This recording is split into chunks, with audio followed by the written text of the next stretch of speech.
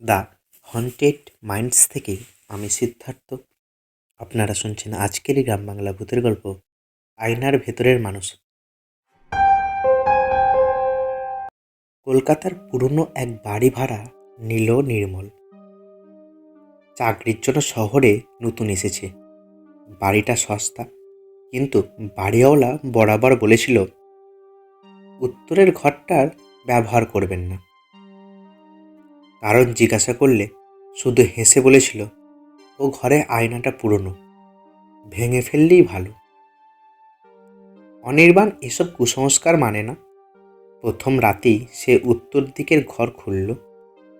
ধুলোমাখা কাঠের আলমারি, ভাঙা চেয়ার, তার দেওয়ালে ঝুলছে বিশাল একটা পুরনো আয়না, ফ্রেমে খোদাই করা অদ্ভুত নকশা। সে আয়নায় নিজেকে দেখল। ক্লান্ত মুখ, এলোমেলো চুল, সব যেন অস্বাভাবিক। কিন্তু রাত বাড়তেই অদ্ভুত কিছু শুরু হলো। ঘুমের মধ্যে মনে হলো কেউ ফিসফিস করছে। চোখ খুলে দেখে দরজা বন্ধ, ঘর অন্ধকার, কিন্তু আয়নার দিক থেকে আসছে শব্দ। সে উঠে লাইট জ্বালালো। আয়নায় নিজের প্রতিবিম্ব দাঁড়িয়ে আছে, কিন্তু সে নিজে বিছানায় বসে। প্রতিবিম্বটা নড়ছে না, শুধু তাকিয়ে আছে। হঠাৎ সেটা ধীরে ধীরে হাসলো। অনির্বাণ চোখ মুচকালো, আবার তাকালো। সব স্বাভাবিক।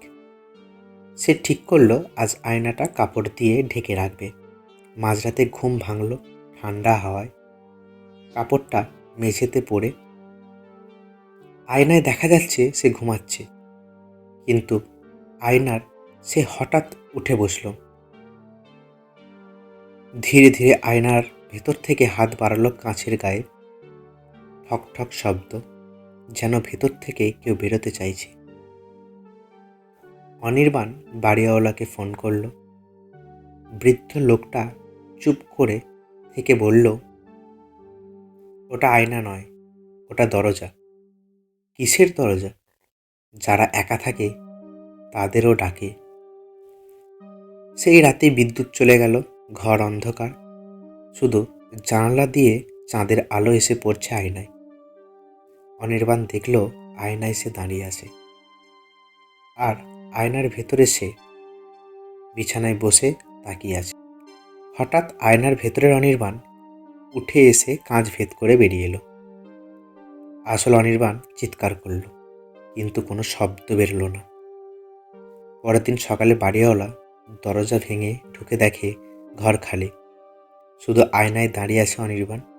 ভেতর থেকে হাত ঠুকছে কাছে, আর বাইরে দাঁড়িয়ে থাকা সে ধীরে ধীরে ঘুরে তাকালো।